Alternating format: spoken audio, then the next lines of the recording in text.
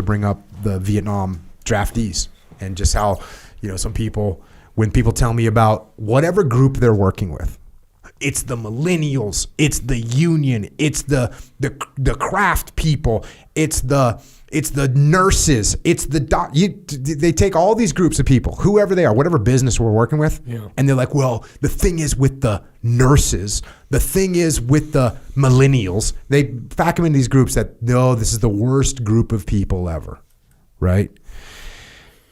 Because they don't want to listen, or they think they deserve this, or they think they deserve that. And my go-to is like, I think the hardest group of human beings in history to deal with was the Vietnam draftees, because the Vietnam draftees didn't want to be there, they didn't believe in the war, and they could die doing their job. Yeah, I'm running through my head right now.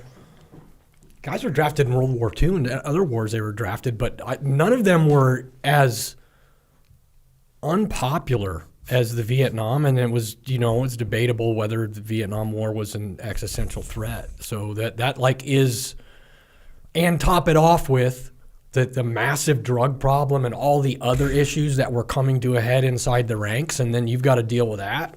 Yep. And that trumps anybody else's issues with unions or nurses or anything else. Yeah. It's any group.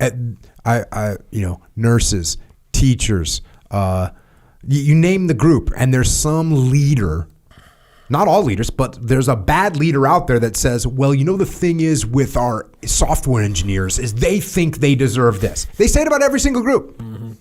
The thing with millennials, they think, this Gen X folks, they think they built all this, so they think everybody says that's about everyone.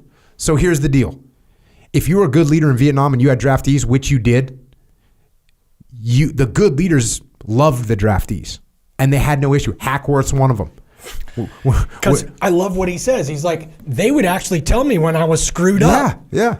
And he's comfortable enough in his own skin to be able to have someone tell him he's screwed up and go, oh, okay, well, let me see if I am screwed up or not, instead of just going, shut up or fire him or whatever. And General Mukayama, when he was working for Hack, said, I said, well, what did you think your draft? He said, I couldn't tell who was draftees and who wasn't.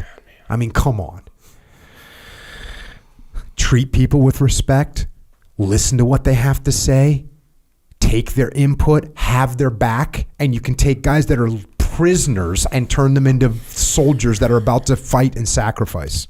In the matter of a dozen hours, because he got these guys like 12 hours before getting to Gettysburg, or maybe a little bit longer, but it's a quick turnaround time. We're not talking about months where he's serenading these prisoners, trying to get them to change their minds. You know what else is amazing is, imagine this, you're about to go into combat, and up comes the 118th Pennsylvania and goes, hey bro, not my problem anymore, this is your problem now.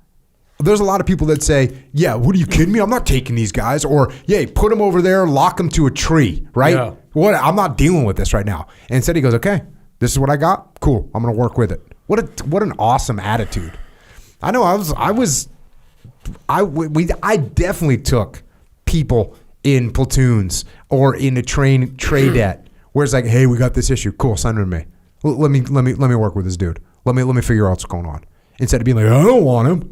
Hey man, let's figure out what's going on with this guy. Chances are he's probably a halfway decent dude that just has some issues going on. He's probably going through a divorce, maybe done 6 back-to-back deployments. I don't know what's going on, but you don't either.